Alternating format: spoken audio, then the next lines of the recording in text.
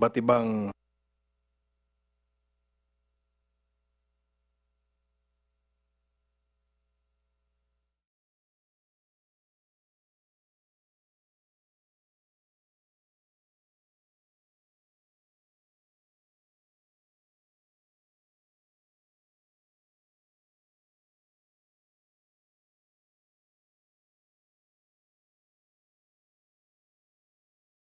at ang mga manonood natin ngayon sa iba't ibang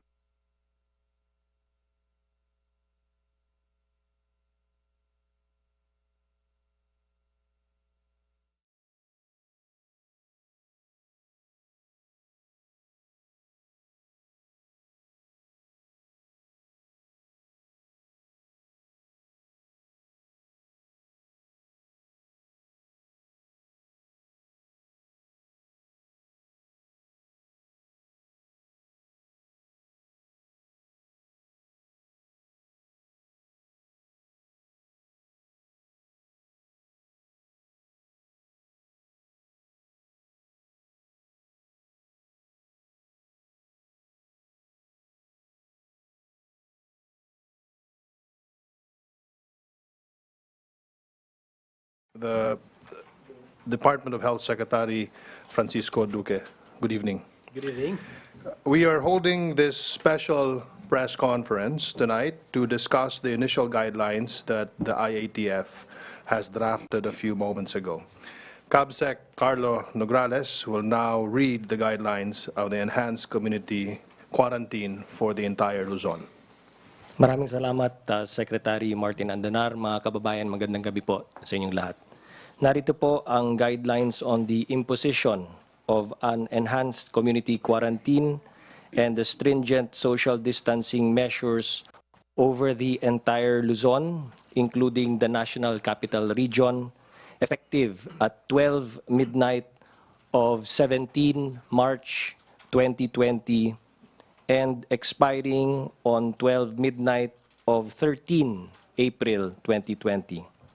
Therefore, the following shall be implemented. Number 1, classes and all school activities in all levels shall continue to be suspended until 14 April 2020. The same directives to the Department of Education, Commission on Higher Education, Technical Education and Skills Development Authority, and such other regulatory agencies, LGUs, and the Department of the Interior and Local Government with respect to the class suspension are reiterated. Number 2, mass gatherings shall be prohibited. Number 3, a strict home quarantine shall be observed in all households. Movement shall be limited to accessing basic necessities. Provision for food and essential health services shall be regulated. And there will be heightened presence of uniformed personnel to enforce quarantine procedures. Number 4, a work-from-home arrangement shall be implemented in the executive branch except the PNP, AFP, PCG, and Health and Emergency Frontline Services, Border Control, and other critical services, which shall ensure a skeletal workforce. Number 5, only those private establishments providing basic necessities and such activities related to food and medicine production, i.e., public markets, supermarkets, groceries, convenience stores, hospitals, medical clinics, pharmacies, and drugstores, food preparation and delivery services, water refilling stations, manufacturing and processing plants of basic food products and medicines, banks, money transfer services, power, energy, water, and telecommunications supplies and facilities shall be open. In all such open establishments, their respective managements shall ensure the adoption of a strict skeletal workforce to support operations, as well as all strict social distancing measures. Business process outsourcing establishments and export-oriented industries shall remain operational, subject to the condition that strict social distancing measures are observed, the respective personnel are provided appropriate temporary accommodation arrangements by 18 March 2020, and that a skeletal workforce shall be implemented.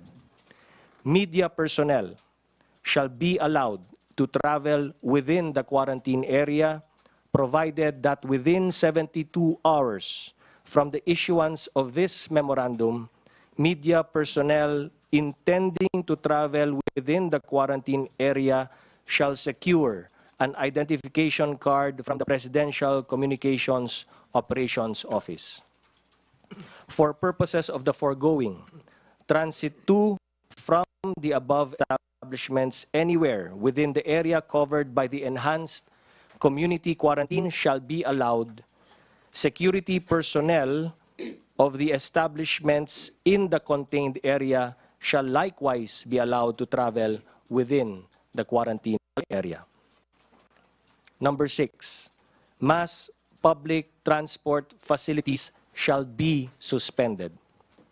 And number 7, land, air, and sea travel shall be restricted.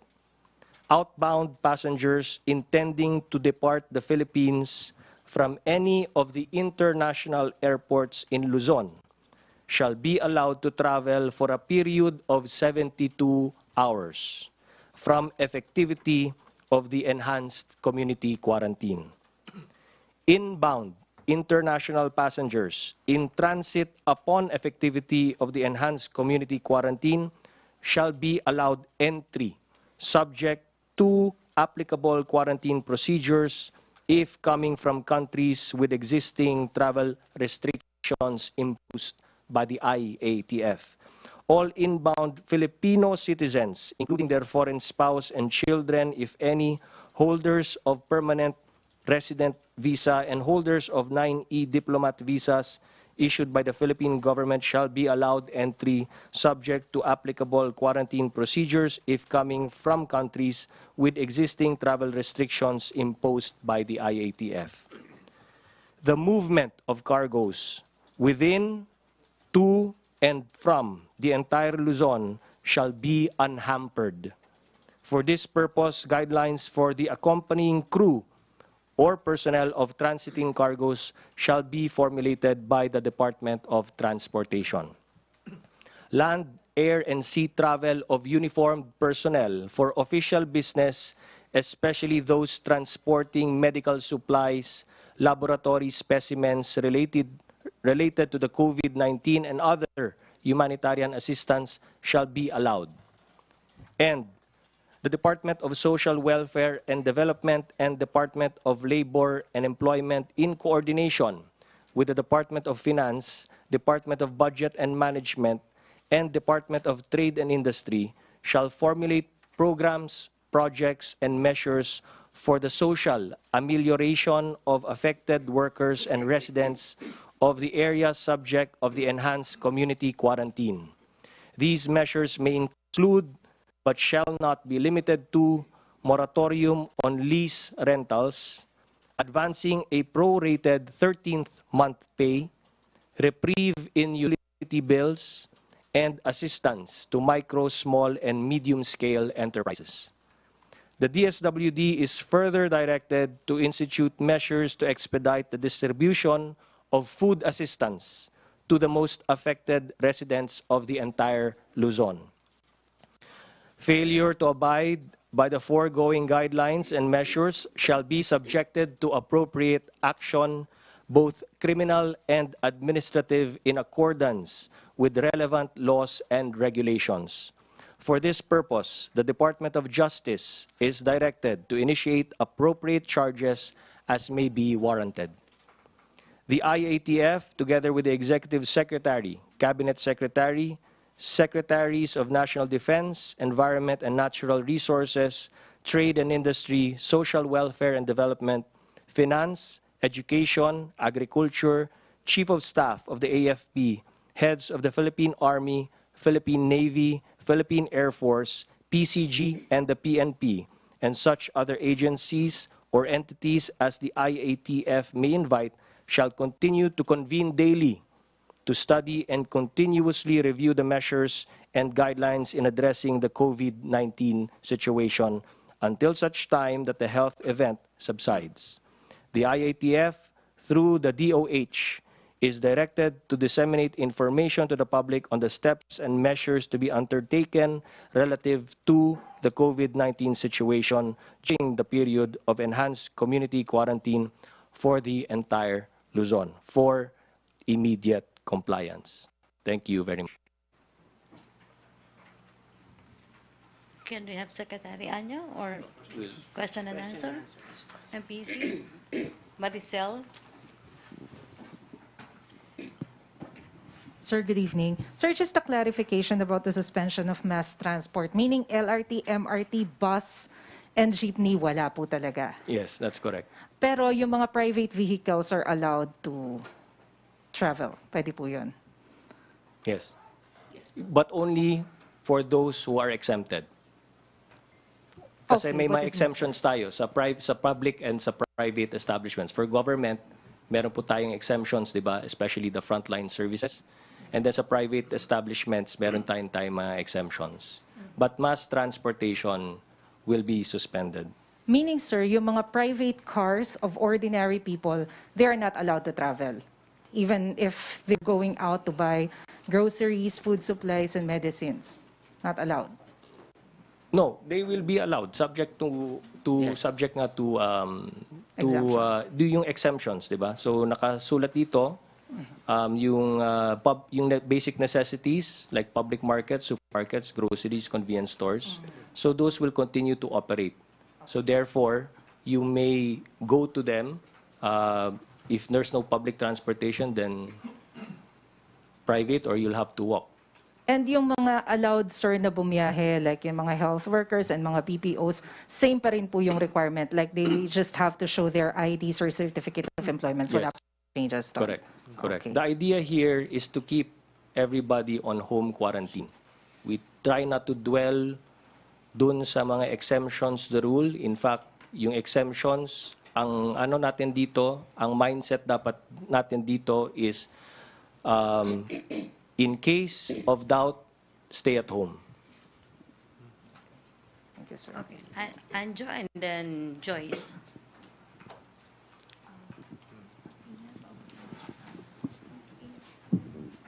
Good evening, sirs.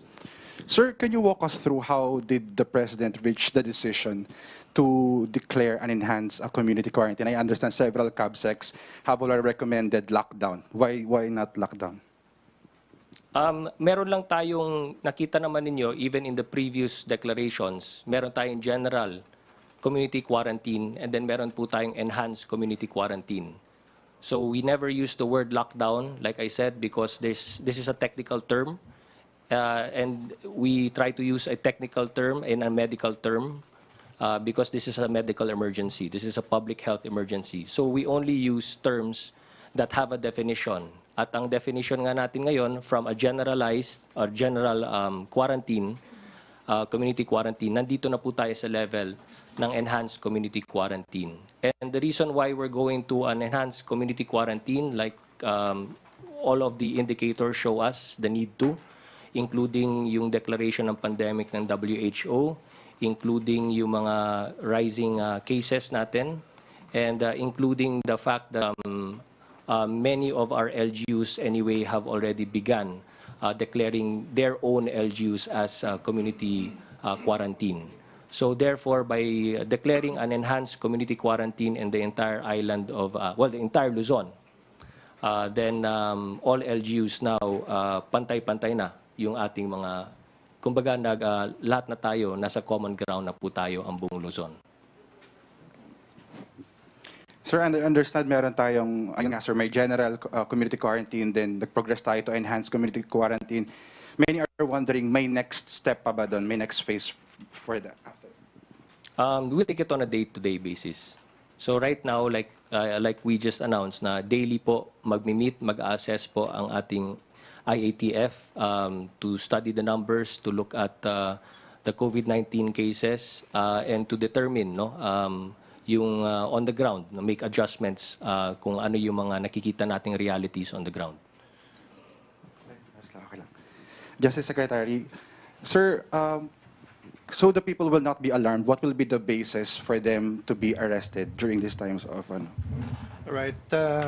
Considering the gravity of the present situation, our police and other law enforcement agents may effect arrests against violators, arrests of violators under any of the following laws. Number one, Article 151 of the Revised Penal Code on resistance or disobedience to a person in authority. You will please note that this offense is punishable by arresto mayor and a fine not exceeding 100,000 pesos. If committed with acts of violence, then the person may be liable for direct assault.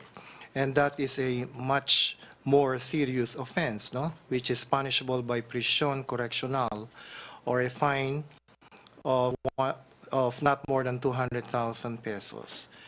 Number two, any violation may also be punishable under Public Act number 11332. This is the recent statute, and this is entitled Mandatory Reporting of Notifiable Diseases. And the provision penalized is that one for non-cooperation. And the penalty that may be imposed by the court if found guilty is a fine of not more than 50,000 pesos or imprisonment of not more than 6 months. And there are also penal provisions under our Quarantine Act.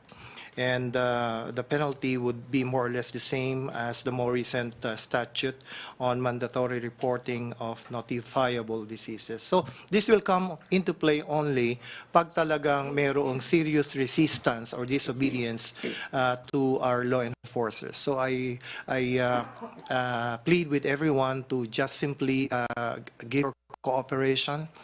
And this is something that is temporary. This is for the good of all of us. The police officers and supported by the armed forces are not the enemy. They are not there to harass us, but to protect us. Okay. Thank you. Joyce and then Pia.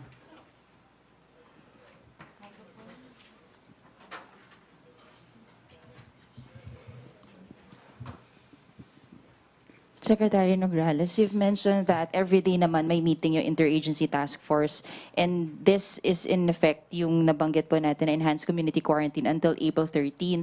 Does that mean po pwedeng hindi umabot hanggang April 13 yung implementation ng enhanced community quarantine? Yes. Pwede siya mapaikli?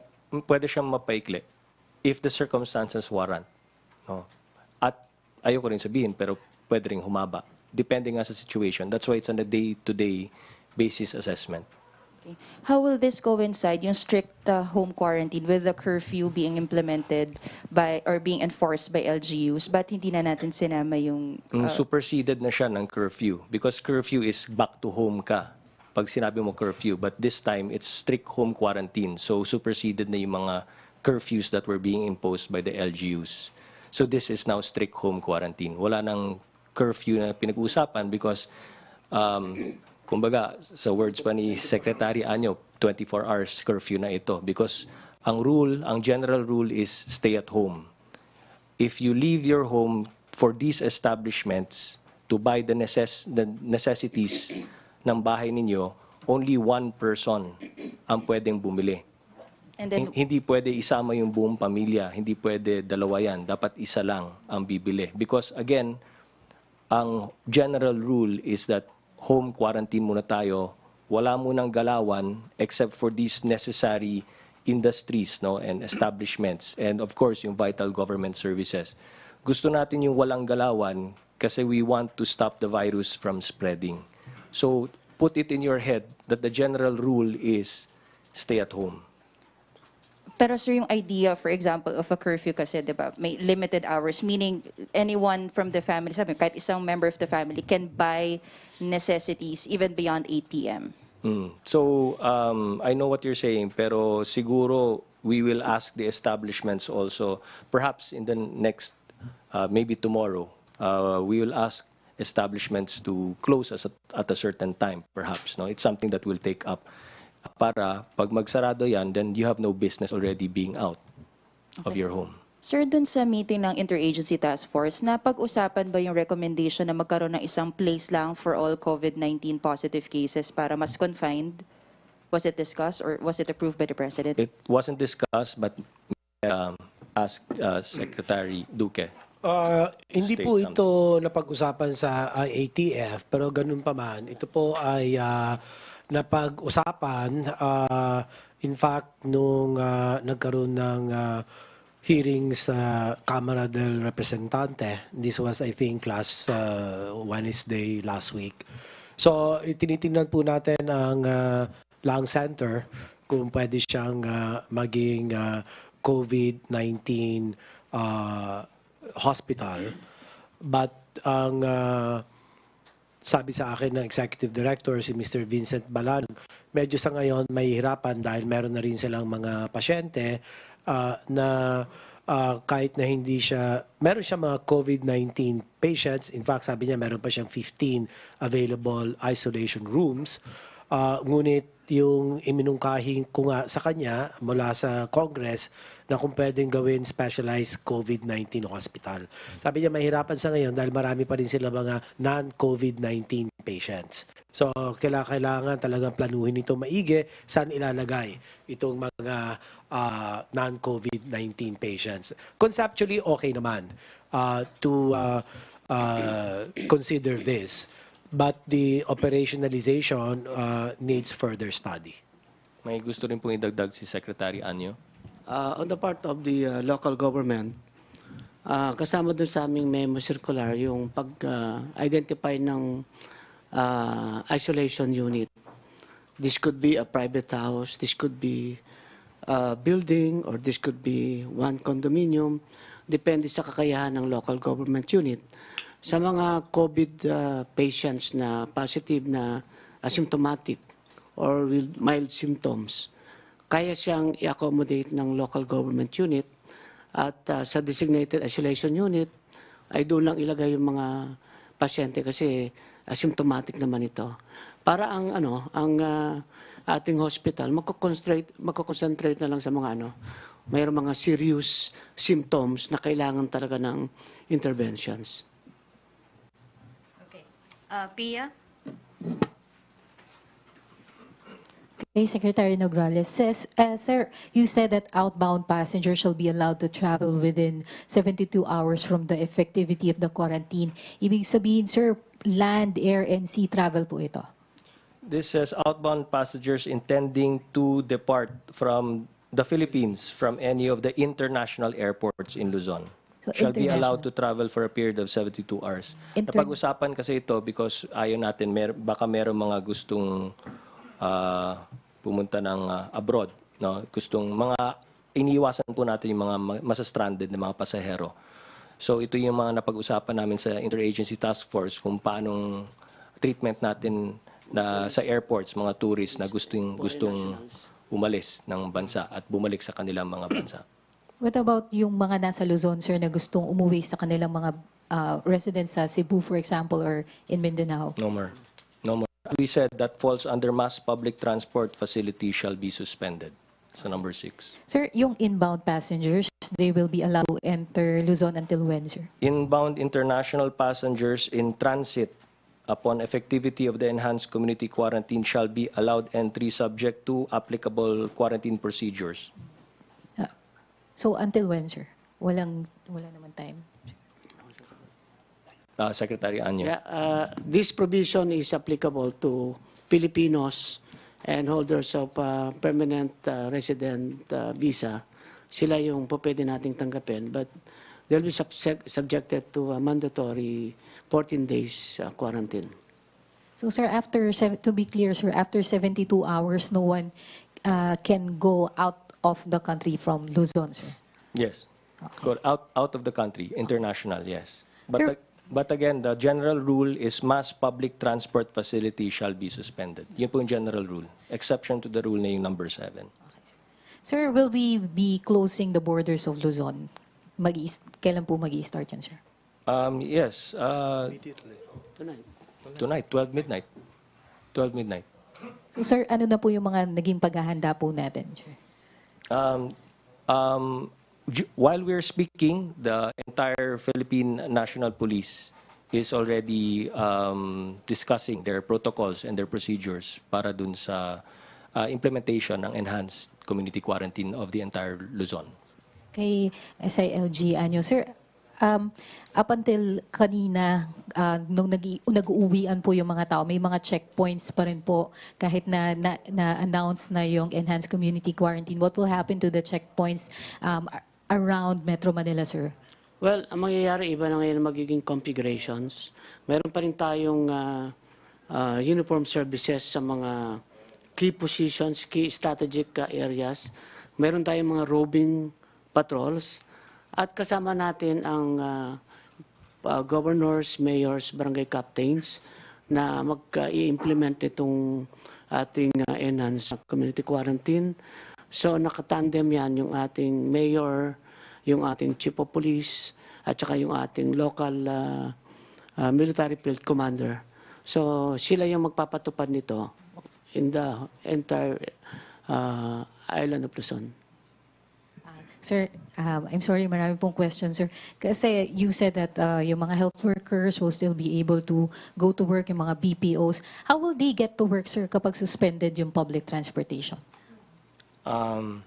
Yes, initially kasi ganito, inano namin yung lahat ng public transportation. And then from there, each LGUs will determine now the requirement. And then LGUs can provide transportation. We can also require some public utilities to operate certain numbers of vehicles that is commensurate to those who will use. We don't want to open all public transportation because that would actually encourage people to move. Our objective is to restrict movement of people to the maximum. So nag-a-adjust kami habang pinatutupad natin ito. Siguro to clarify everything, no? Ano na to parang ang ating natin dito, ang situation natin dito is it's as if calamity, 'di ba? So in a calamity, suspended, walang transportation because there's a calamity that happened in a certain zone. So that is how we operationalize now. That's why we're on a state of calamity. Sir, marami nagtatanong, sir, TNVS, sir, papayagan pa, Grab, Angkas, no? Hindi, no. No more. Taxi. No more. Public transportation suspended. Like I said, as if calamity, it's on a state of calamity, so public transportation in a state of calamity, suspended yan because of the calamity, correct? So this is where the LGUs come in. Dito yung papasok yung coordination natin with the LGUs to provide the means for transportation, especially dun mga exempted. Sir, can you enumerate ano po yung mga establishments that will be allowed to open?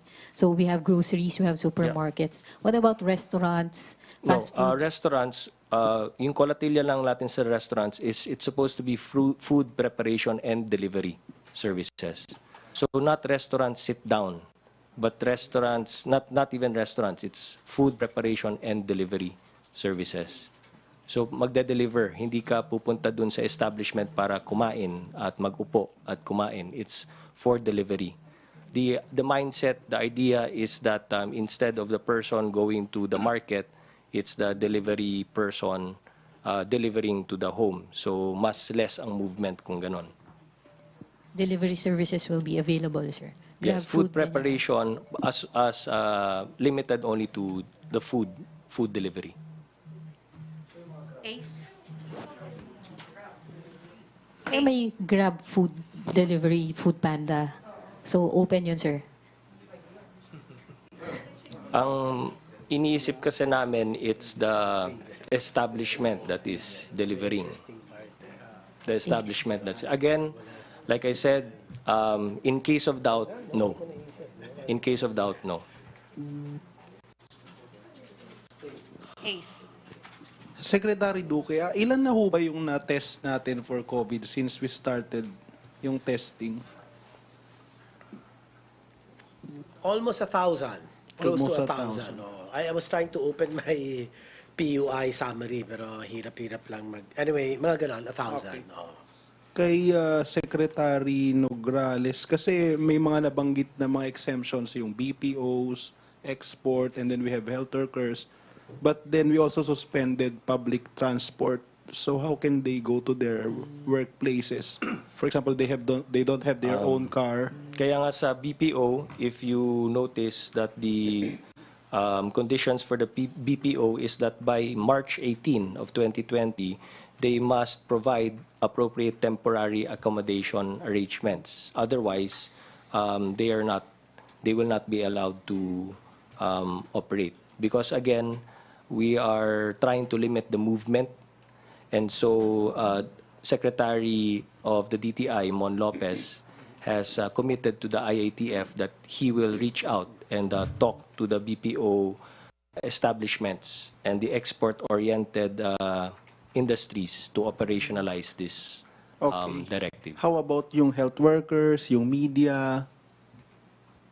Paano sila? Like I said, we're trying to limit the movement here. So we cannot say open ang public transportation for certain people because that's very difficult to control anymore. So again, when in doubt, stay at home. Okay, isa na lang po. Pinapaklarify lang. So yung foreign travelers leaving Manila will not be allowed after 72 hours from midnight to night? Because yung based on the discussion sa IATF, those who really want to leave will really leave within 72 hours. Those who cannot, then they have to make up their minds. Do you leave or do not leave? So we have to put a time limit, and the 72 hours is a time limit. So otherwise, stuck sila dito. Yes. Stranded sila dito. Not stranded. It's by their voluntary, that's their choice, voluntary choice. So may nila. leeway sila mag-rebook Yes. nung flight, yung 3 days na yun. Basta ang iniwasan po 72 natin, hours. ang iniwasan po natin ay may mga involuntarily stranded here. So we're giving them 72 hours to fly.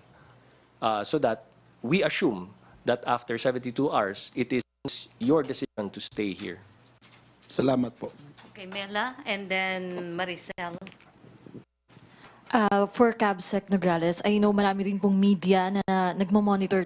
Sir, just to clear, paano po yung magiging sistema for media accreditation? Yes, so sa media accreditation, gaya ng sinabi natin, again, within 72 hours, you are supposed to get an issuance of an identification card, no, to be issued by the PCOO. So ang PCOO naman, meron naman silang sistema for accrediting media, accredited media personnel, even for the entire Luzon. And the reason that we're doing this is in order for facilitate and help the implementation of the community quarantine, enhanced community quarantine, especially in the enforcement ng PNP. And I think we'll probably give Secretary Andanar a chance to explain. Thank you, Sir Carlo. Again, we reiterate the media can avail PCOO/IPC media ID so they can continue with their day-to-day work informing the public. All media workers must obtain their identification cards from the News and Information Bureau. I will now give you the details of how to do this. Special media pass for journalists covering different beats in Metro Manila during the state of public health emergency will be issued by the PCOO through the International Press Center. For those interested, please send through these email addresses: intlpresscenter@gmail.com or ipc0182@gmail.com. And these are the following requirements. Number one, letter of request from your respective media agencies. And number two, a passport size photo. The contact person is Lorena de los Reyes, and you may contact her on 0918 979 2861 or 5336 6095. In the meantime, all bona fide media IDs will be honored by the Philippine National Police for the next 72 hours. So it is very important that all media workers in Metro Manila submit their credentials to the IPC. And also to add to that, we discussed at the IATF na merong gagawin na 4 na live points ang ating PTV, kung saan itong mga live points na ito, doon pupunta yung mga miyembro ng IATF kung meron sila mga public address. Ito yung mga live points. Number one, here at the Palace, the press briefing room. Ang ikalawa, dito sa NDRRMC sa Camp Aguinaldo at pwede rin sa Camp Crame, Palitan. Pangatlo, sa tanggapan ng Department of Health. At yung pang-apat sa PTV. Now, we are doing this so that those media organizations that are very careful also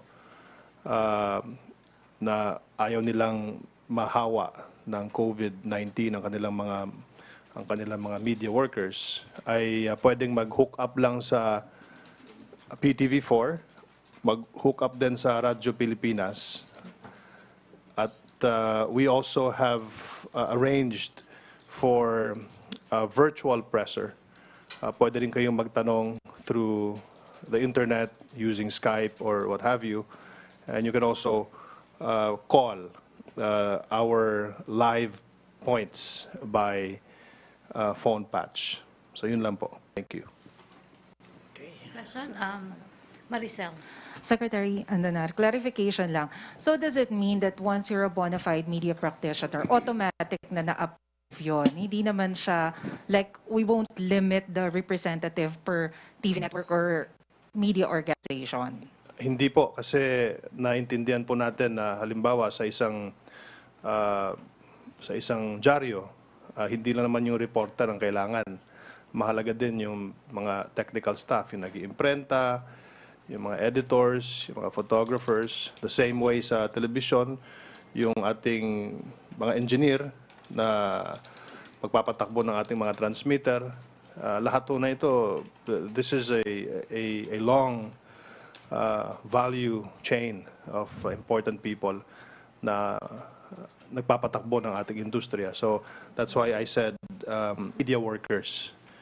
So as long as merong requirement na ibibigay, yung sulat galing sa ating mga tanggapan at yung passport photo. Okay, so PCOO will not deny any media practitioner for as long as they have complete requirements? Yes, ma'am. Okay, thank you, sir. Thank you. Secretary Anyo, clarification lang po. How are we going to address the issue on the slum area? Kasi di ba, we want to implement yung mga social distancing, pero paano yung mga ganong lugar? Talagang yan ay malaking challenge, but they have to follow social distancing. Mayroon tayong magro-roaming doon, may mga iikot doon, barangay officials, LGUs. Kailangan talaga i-implement, pero nasa kanilang pagdidisiplina din kailangan talagang sumunod. So it's really a challenge, but kailangan ng ang information dissemination para malaman nila kung ano mga dapat gawin on their own personal effort. So tuloy-tuloy yung ating info campaign sa mga lugar na ito. Kasi sir, for example, doon sa Payatas area, yung isang bahay nila, 11 agad yung tao. Sometimes they sleep nang nakaupo. So, are we going to provide, let's say, areas for them to stay? Well, kanya-kanyang initiative ng LGUs, no? Kaya nga ang dito, ang talaga dito, ang mga local chief executives. The president is the chief executive. Sa mga bawat political subdivisions natin from the province, municipalities, barangays, they have to do their job. Now, stay at home. Kung halimbawa sa isang bahay ay naka-quarantine sila doon sa loob at wala namang infected doon, okay sila doon. Now, kung halimbawa may mag-manifest ng symptom doon, papasok na naman yung ating barangay, yung Barangay Health Emergency Response Teams, dodalhin yung person under monitoring or person under investigation doon sa isolation unit. So, doon sila papasok doon. Secretary Duque, meron na po ba tayong concrete plan doon sa test kits? Because I understand medyo kulang po yung test kits natin ngayon. So meron na po ba tayong ginagawa for that? May 3 pong panggagalingan ang karagdagan test kits natin. Kasi sa ngayon, puros galing sa WHO. Ngunit alam naman natin na may global supply chain limitations, no. So ang UP-NIH ay meron na pakikipag-ugnayan sa isang pribadong sektor na pinangungunahan ni Dr. Destura.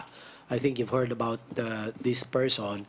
At meron nga silang na-imbento na rapid diagnostic test, PCR based. PCR, ibig po sabihin, polymerase chain reaction. Ito po yung parang pinakamakina na nag-fingerprint ng COVID-19 virus. Para sigurado na katulad ito nung galing sa Wuhan. Ano? Ang unang plano dyan ay patatakbuhin yan parallel with the RITM para masiguro ang accuracy and the measurement of accuracy is actually 2. Number 1 is specificity of the test. Ibig sabihin talagang for COVID-19 siya, hindi kung anong mga viruses na iba ang pwedeng ma-pick up, and sensitivity. Ibig sabihin nun, at a certain concentration ng virus, dapat ay napipick up na niya kahit na mababa pa. So once all of these are satisfied, and after say 200, 300 parallel runs are achieved with high level of confidence as to the results, pwede na natin i-roll out yan sa atin UP-NIH lab or sa Lung Center of the Philippines lab or doon sa 5 natin sub-national laboratories. So, kanina may dumating, well actually Friday may dumating na 500 test kits from the South Korean government at kanina may dumating na 500 yung last Friday, magdadagdag ng another 5 to 10,000 this week. Tapos yung sa China naman, dumating yung donation 2,000 and then by Wednesday, kung walang problema ngayon, by Wednesday, another 10,000. So, unti-unti, nagkakaroon na tayo ng maraming mga kakayahan o rapid diagnostic test. Pero syempre, ang kailangan po dito, masiguro natin ang kanyang quality, yung kanyang accuracy. And once na ma-ensure na yung accuracy, do we also plan, sir, na magkaroon ng parang ginagawa sa Korea na drive-through test for all, kaya bumaba yung kanilang mga cases? Yung sa South Korea kasi, dahil sila mismo ang nag-manufacture ng rapid diagnostic test, ang kanilang kakayahan ay hindi bumababa sa 15,000 tests a day. So kung ano man yung atin nakuha dito, talagang ika nga mga excess lang na nakiusap tayo para mabigyan. Ganun pa man, kung ang atin sariling test na ginawa ng UPNIH at saka yung Health Tech, isang pribadong kumpanya, ay mapalawig natin ito, ay hindi magtatagal, makakapag-test tayo ng mas marami. Thank you, sir. Okay, DCBB and then from? Okay. Sir, good evening po, Secretary Nograles. Sir, Manny Farkas po, DCBB. Sir, magpapatanong lang po yung iba sa mga listeners namin ngayon. Nabanggit po yung banks. Kasama rin po ba yung bangko sa bukas at yung mga money remittance centers, yung Yes. mga pera padala? Yes.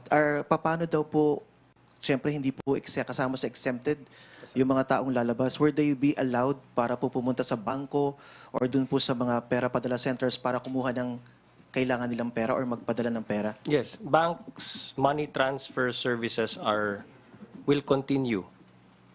So these are part of those basic necessities. Opo. So patuloy pa rin po bangko and money transfer services. Opo, sir, meron din po nagpadala rin po, sir, listener namin. Sabi naman niya, may payment daw po sa BIR, VAT. Hindi ako familiar. Paano raw po yun, sir, yung mga BIR payments? We will make the pronouncement when the time comes. We have to discuss this with our economic team muna with regard dun sa BIR. So one step at a time muna tayo.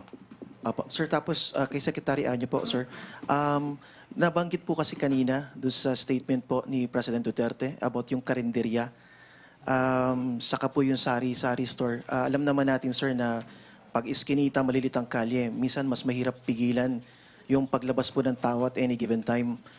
Paano po natin magagawa yun na ma-ensure na malilimit din yung paglabas nila or mapapakisuyuan na magsasara sila pagdating po ng curfew hours? Yes, so ililimit talaga natin dito sa delivery service. No? Kasi, halimbawa, sari-sari store, ini-encourage mo yung mga tao na pumunta dyan. So, dapat ang tao nag-stay at home. Kaya nga, delivery para nasa bahay lang talaga yung tao. Yung karinderya, kung meron siyang delivery service, okay din yun. Pero kung pupunta yung tao doon ng pakakain, hindi pa pwede yun. Sir, finally po, I don't know kung si Secretary Andan or kayo po, Secretary Anyo, better na sumagot. Alam ni Secretary Andanar to, yung roving reporters po, meron po bang guidelines doon po sa limitation ng coverage po ng media during this time? Yung pupunta kami sa mga borders or sa mga kung saan man nag-ooperate ang mga police, or kinakailangan lang po, ang allowed lang sa amin is from sa bahay namin, papunta po sa mga opisina namin. Si Secretary Andanar actually ang mag-manage sa inyo. Merong daily reporting, pagkatapos at least mayroon tayong tinatawag na daily checking of your vital signs also to make sure na okay kayo. And then alam din dapat ni Secretary Andanar yung area na i-cover ninyo para may coordination din sa enforcer. As long as after nung 72 hours na binibigay sa atin ng DILG at ng PNP ay makapagbigay tayo o makakuha tayo ng ID mula sa IPC, because that's the only way na pag meron ka ng ID, hindi ka nasisitayin ng police after 72 hours. So dun sa mga roving, sa mga night beat reporters, graveyard reporters, they can still go around and gather their news. Pero kailangan lang na magpa-check sila araw-araw doon sa kanilang kumpanya or doon sa police station na kung saan sila tatambay. And at the same time, I think it's your civic responsibility to wash your hands and also be hygienic. Thank you po. May tanong muna dito si Henry Uri. Yun daw po sa mga advertiser nila, pwede ba daw ma-exempt sa quarantine ang mga employee and distributor ng mga medical supplies, especially alcohol and sanitizers? Distributor. Hindi ko maintindihan. Hindi lang maintindihan. Yung distributor daw po ng kung exempted din sa quarantine? Basta mahulog sila sa number 5, ano? Nakalagay naman dito, Ang food advertiser, and medicine production. ang advertiser hindi. Ang advertiser, hindi naman, like I said, when in doubt, no. Yung mga method ba sabi mo? Yung mga nag-represent? Can I make a clarification? Apo. Isa sa mga exemptions ay ang pharmacies or butika, di ba? So, normal lang na itong mga alcohol dapat doon ay pwedeng mabili, hindi kung saan-saan. Salamat. Okay. Si Margo. Good evening, Health Secretary. Given po yung mga donations natin ng mga test kits from South Korea and sa China, magiging sapat na po ba yung test kits natin para mas mabilis yung pag-confirm ng mga cases ngayon? Yeah, palagay ko maging sapat kasi unang-una, meron din tayong pondo na 240 million na inaprubahan ng Economic Development Cluster last week. At 6,000 per test, that's 40,000 is the target testing capacity, so that will require a budget of 240 million. That's, of course, on top of the donations coming from South Korea and China. So, mapaparami na po ang ating kakayahan, mapapalaki ang kakayahan makapanuri ng throat and nose swabs ng mga persons or patients under investigation. Sir, clarification ko lang din. Yung may mga symptoms lang po yung pwedeng makapag-test. Sa ngayon, dahil nga meron tayong limitasyon pa, yun lang muna ang priority natin. Kailangan kasi ma-rationalize natin yung testing in the face of limitations. Sir, last na, yung kay Senator Zubiri, bakit po kailangan niya makapag-test ng twice to further confirm his condition na positive siya sa COVID-19? Kasi ang sabi niya, after 10 days, magkakaroon siya ulit ng test and he's hoping na negative po yung result. Yeah, ganoon naman po yung protocol natin at ito ay susundin natin para makapiguro tayo na wala na yung virus sa kanyang katawan.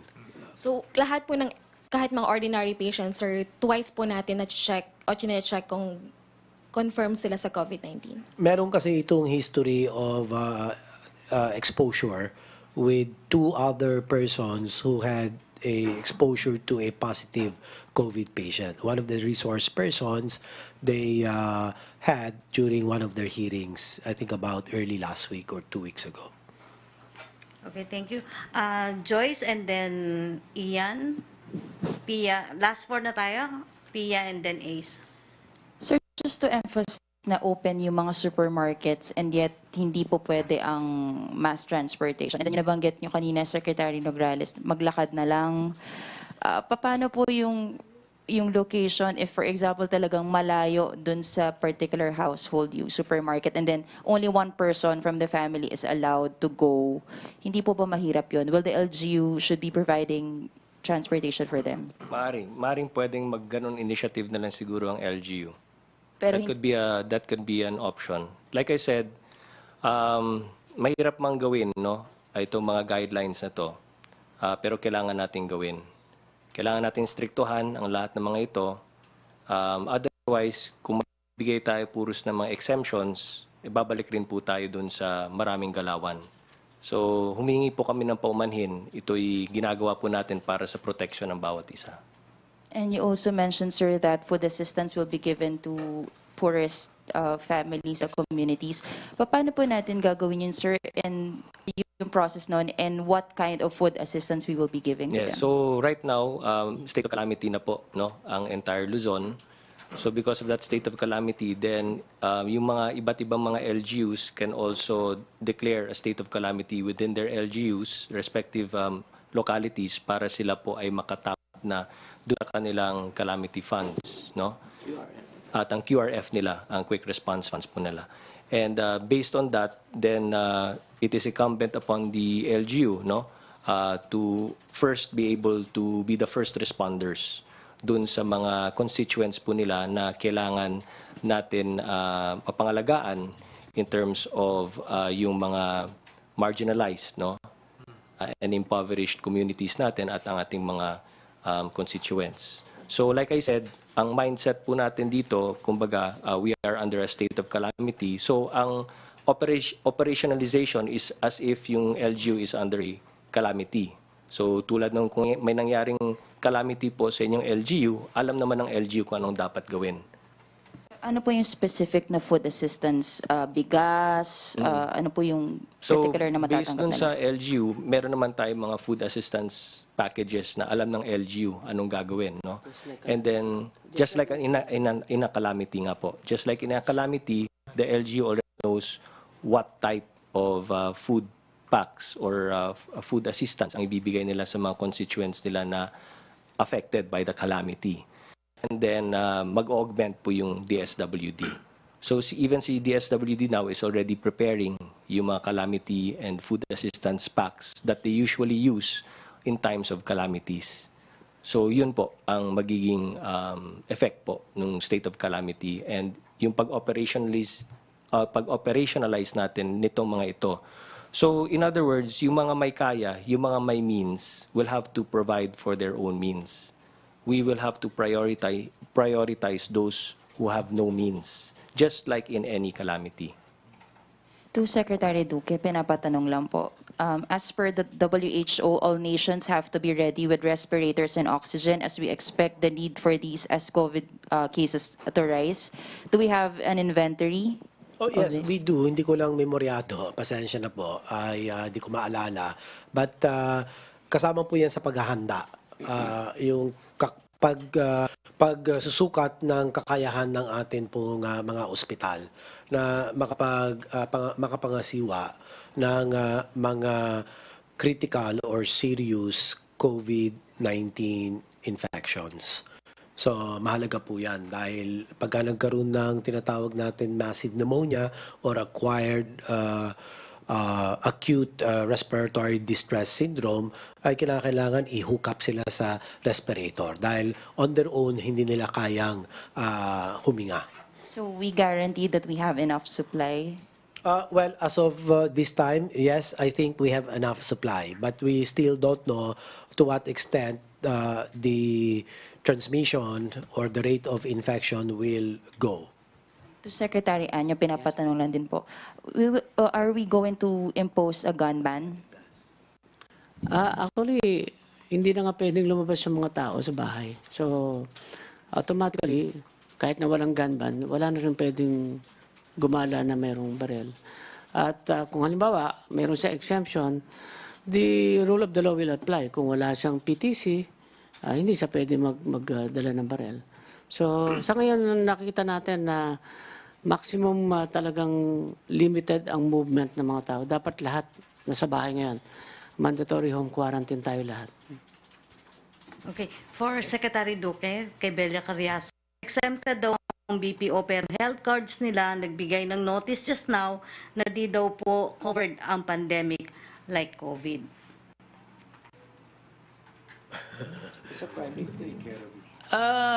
Gobyerno na lang ang mangangalaga kung sakasakaling kinakailangan silang ma-ospital.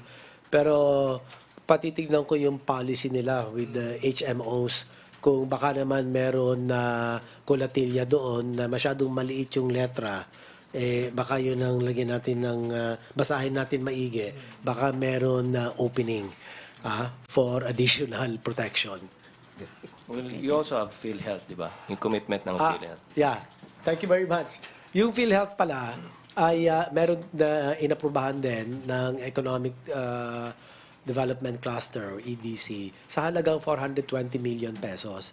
This is to cover for isolation benefit package at 14,000 pesos each. So that's the PhilHealth contribution to the national government response. But of course, the 14,000 doesn't end there because assuming any of the patients who are under investigation might develop moderate pneumonia, the 14,000 plus 16,000 moderate pneumonia benefit package, so that's 30,000 pesos. In case the moderate pneumonia deteriorates into a massive or serious pneumonia package, which is 32,000. So, malaki. Plus, kung lalagay mo pa yung 6,000 peso testing na times 3, on the average, 18,000. So, 18,000 plus 16,000, plus 32,000, plus 14,000. It's about 58,000. Okay. Ian? Apo, Secretary Duque, good evening, sir. Sir, pinapatanong po, dahil wala pong public transport, wala rin yung mga TNVS, paano daw po halimbawa nagkasakit yung isang tao, paano siya makakarating sa ospital, sapat pa yung mga ambulansya natin? Oo naman, marami naman, lahat man ng ating mga ospital may ambulansya at meron din ang Philippine Red Cross, maraming ambulansya ang Philippine Red Cross. So we complement our ambulance capacity with that of the Philippine Red Cross. In fact, pati yung mga tents ng Red Cross ay available for the use of our hospitals for setting up triaging sites with the grounds of the hospital. So wala pong dapat ipangamba yung mga walang sasakyan na magiging mga pasyente? Wala naman dahil gaya namin ko, meron naman tayong sapat na ambulance service. Apo. Kabsec, ang BPO exempted, Ang POGO po ba, may operation pa rin sila ngayon kahit po, siyempre, meron tayong enhanced community quarantine? Hindi namin napag-usapan. So kung hindi namin napag-usapan, then close. Wala siya sa aming wala siya sa mga establishments na napag-usapan namin. So like I said, in case of doubt, no. And then we'll just siguro, like I said, day-to-day nga ang aming assessment. So day-to-day magkakaroon tayo ng panibagong mga resolutions. Thank you po. Sec Martin, marami rin po nagtatanong, yun bang mga media vehicle exempted na? Paano po yung private vehicle na mga media naman? The private vehicles, Cabsec, ano bang ating okay? Yes, according to the DILG Secretary, pwede po yung media vehicles at yung private vehicles ng may-ari na miyembro ng media. And I'd like also to answer some questions from FOCAP dahil nagtanong sila about their IDs. Would their IDs suffice? Yes, even the IDs of the MPC would also suffice. I understand na maraming expired na ID sa inyo. So within 72 hours, lalabas na po yung mga IDs ng MPC at ng FOCAP. Sec, yung mga editor, yung mga anchor, doon naman sa mga dyaryo, yung mga nag-layout, at maraming pang ibang personnel, like sa engineering, doon sa loob ng mga opisina, yung mga satellite man, yung mga lineman, kasi sila po ba exempted din? Lahat po ng media workers. Basta ang gawin niyo lang po ay mag-submit lang ho kayo ng requirements para mabigyan ho kayo ng special ID ng International Press Club. Pero may tanong din dito. Gusto ko lang siguro dagdagan yung social distancing lang po. Sa mga media, hindi naman kayo exempted sa social distancing, no? Sa mga media offices ninyo. I just wanna point that out. Otherwise, tayo rin po mahihirapan po dito. So that's why we highly recommend virtual presser. Yes. Kung yung iba sa yes. Regarding sa vehicle ng media, as much as possible yung business or company media vehicle. Pero kung talagang hindi maiwasan, lagyan din ng media sticker yung private car nila. Secretary, kasi usually ginagamit lang naman yon, halimbawa from house papunta dun sa company, tapos sasakay ka na ng media vehicle. Kailangan pa po ba? Hindi, ang ibig sabihin, dapat yung private vehicle na gagamitin nyo, sama may sticker din ng media para alam ng enforcer na taga-media kayo and then tsaka kayo i-check. Secretary, may tanong lang dito. Paano daw po yung mga journalists sa provinces? Paano sila kukuha ng accreditation?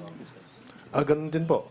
Ang gawin po nila ay mag-email. Email po nila yung kanilang mga requirements dun sa email na binigay ko kanina. So ulitin ko po yung email address na dapat ho padalhan. Itong intlpresscenter@gmail.com or ipc0182@gmail.com. Magpadala po kayo ng letter of request from your respective media agencies at passport size photo. Okay, thank you. Mag-last two na tayo, PN Ace. Three. Kay Cabsec po. Sir, to be clear, sir, yung deadline ng BIR tax filing is still Right. April 15. Yeah, so without any announcements, then ganun pa rin po. Without any announcements, then we'll stick to that deadline. So that you will, the IATF will be talking to the economic team. We cannot, I can't guarantee anything. So let's just assume that it will stay. Because ayoko rin pangunahan ang maging decision ng task force. But will the task force recommend at least extending the deadline?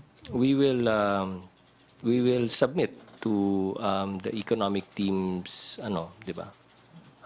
Siyempre, they will advise us and then the task force will decide. I don't want to speculate.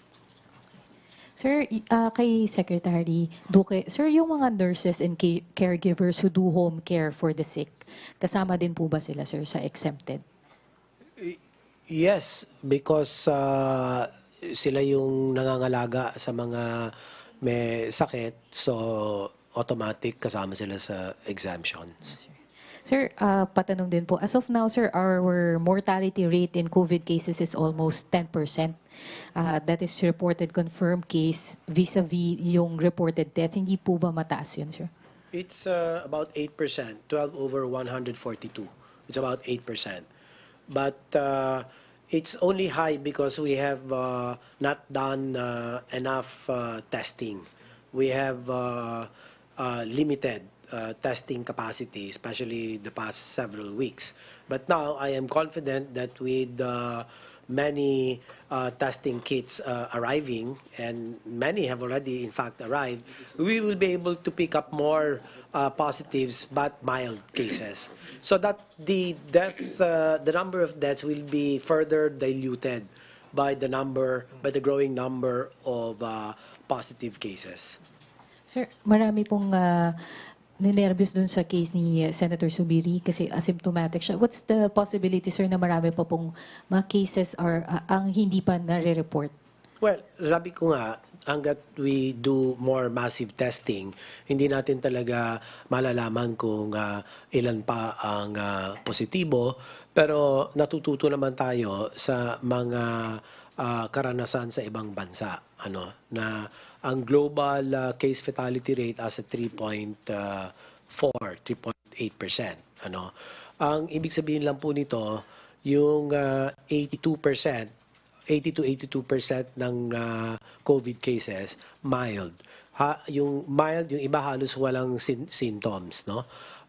Yung 15%, ito po yung severe to moderate to severe. Tapos yung mga 5% would be critical. Ito po yung talagang malubha ang kanilang komplikasyon. May or acute respiratory distress syndrome. At mula dito yung mga 3 hanggang, sabihin natin 3 hanggang 4% niyan ay mga namatay. Doon sa 3.4 to 3.8% na general case fatality rate, 80 to 90% mga matatanda na meron mga pre-existing medical problems like cancer, diabetes, hypertension, renal disease. So ito po ang strategiya na gagawin po ng inyong departamento ay talagang tutukan po ang mga highly vulnerable population. Ito na nga po yung mga 60 years and above, especially with pre-existing medical conditions. Sir, another question po. Where do we attribute yung sudden increase ng cases, sir? Yung sudden increase ng, are you asking cases of the infection? It is, Yes, sir. ngayon kasi 142. Yes, sir. Meron dalawang na dagdag Yes, from sir. 140 as of last night. Ano? So, meron tayo yung community transmission. Ibig sabihin noon, hindi mo na po maiugnay doon sa meron bang positive history of travel sa COVID affected country, meron bang positive exposure to a positive COVID case. So wala nang gano'n. You can no longer link it to a history of travel, history of exposure. Ika nga, ando na sa komunidad. Meron na tinatawag na unlinkable clustering of cases, you can no longer, or untraceable chains of transmission. Yun po. Kay Cabsex, sir, what about yung hotels? No more. No more. So what will happen dun sa mga naka-check-in sa hotels? Will you be forcing them out?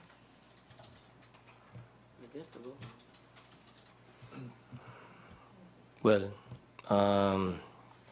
so they live in other provinces, di ba? Or if they're within Luzon, then they will have to go back to their provinces.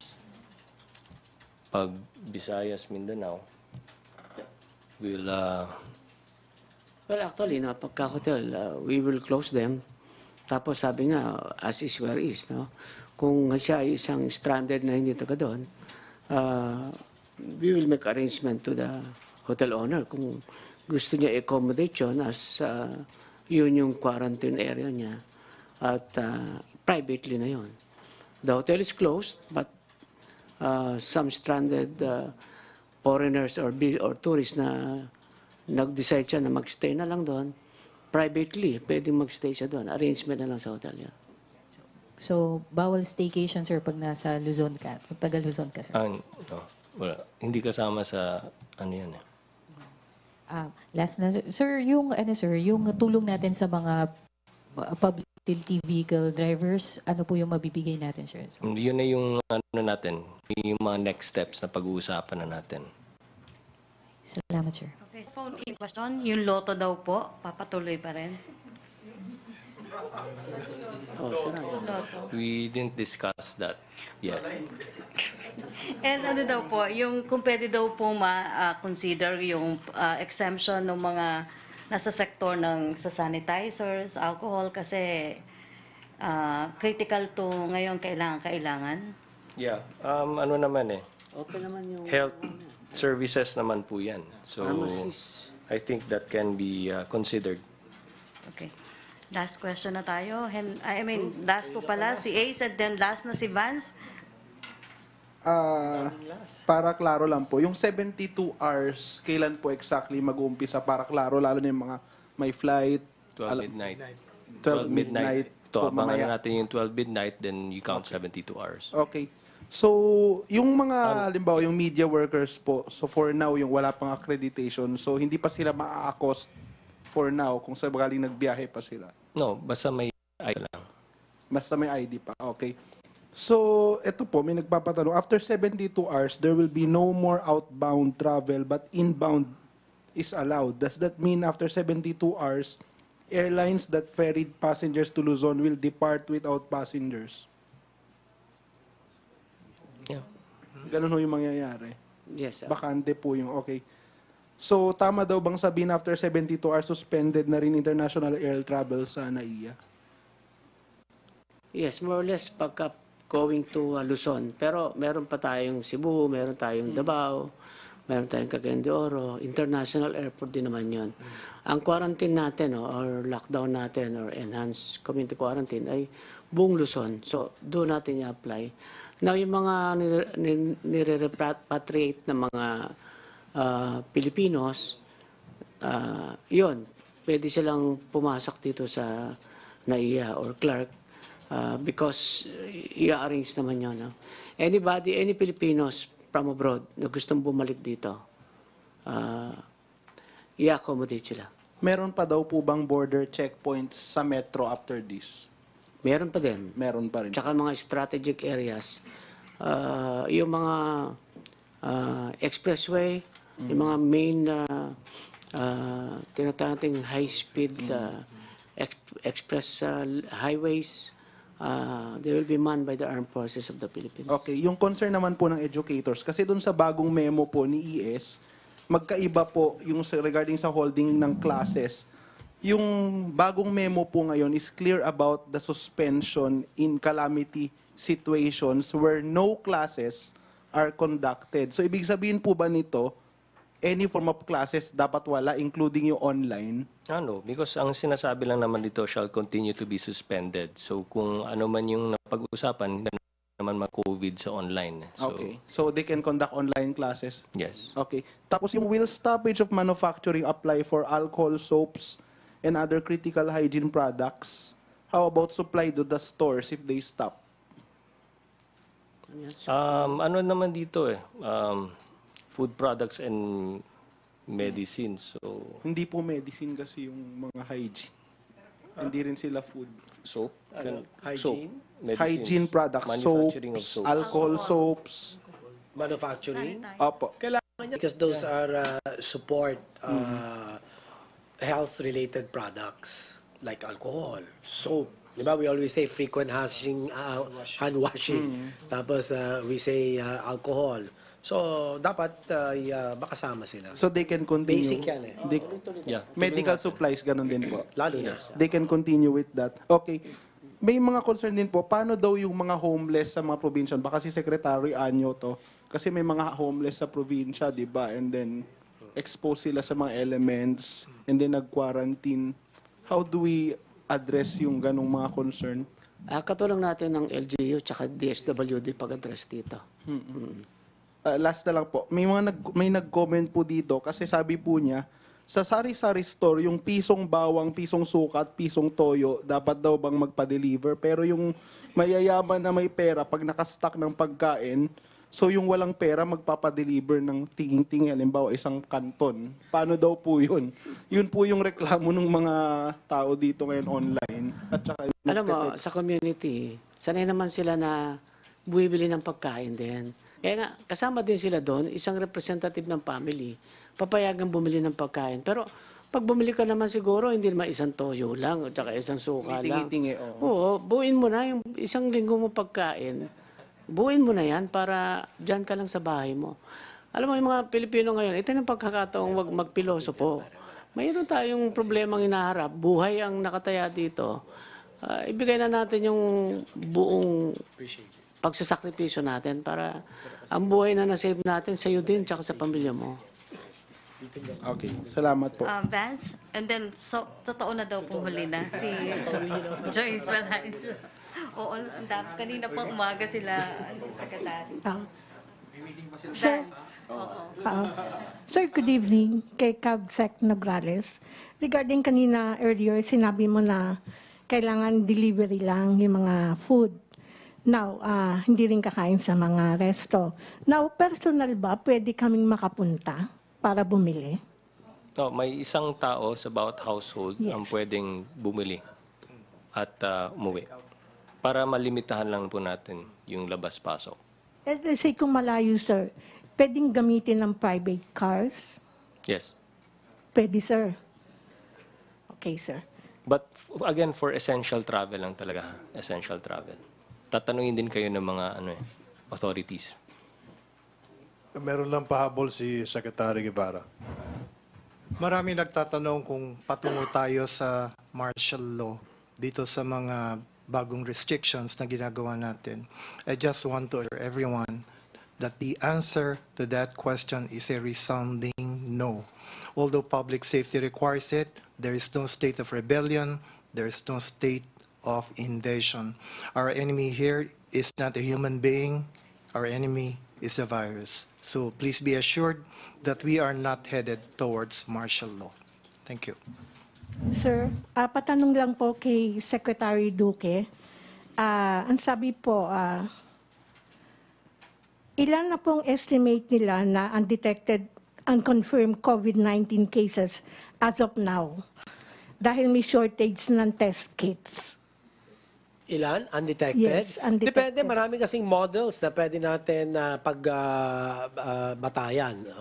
Yung sa WHO, ang sinasabi nila, ang technical term, are not score. No? Ito yung reproduction rate ng COVID virus. So, ibig sabihin, for every one infection, pwedeng ka-infection ng 2 to 4 others. Okay? So, at 2 reproduction rate, over the next 5 months, sabi ng WHO, pwedeng all over the country, mga 75,000 dapat ang meron na. Okay? Yung kung mas mataas yung gagamitin mong reproduction rate, 3 or 4, doble yun. So, yun ang mga ibang mga modeling, pero hindi naman siya exact science. Okay? So, meron din naman nagsasabi na kung ang gagamitin natin batayan ay ang global case fatality rate at 3.4 to 3.6%. At gagamitin natin yung 12 as a basis. 400. Ang mga 400, mga 300 plus 400, yun ang from minus 142, so mga 160 something ang hindi natin pa na tutuklasan na positive. Okay, Okay. Joyce? Ay, sorry. Sana lang. Kay Secretary Guevara po.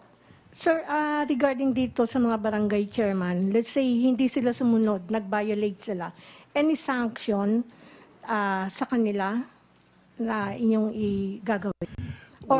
And also, kanino po i-report ito kung let's say alam natin nag-violate to at hindi sumunod sa patakaran ng community quarantine? Kanina I already mentioned kung ano yung mga criminal statutes for which one may be held liable. No? But kung ang pinag-uusapan natin dito ay, let's say, non-compliance by a barangay official, then probably in addition to yung kanyang criminal liability, he will also be administratively liable. And all you have to do is to report the act or omission of this barangay official to the proper offices of the DILG. And the DILG will take care of him. Do you have any number regarding that? Actually, ang local government, kumpleto yan. Ang mayor, may power siya para to suspend or dismiss a barangay captain. Depende kung ano yung complaint sa kanya. At siyempre, pwedeng preventive suspension kaagad yan. Habang iniimbestigahan, suspended na siya. And so on, even the mayor.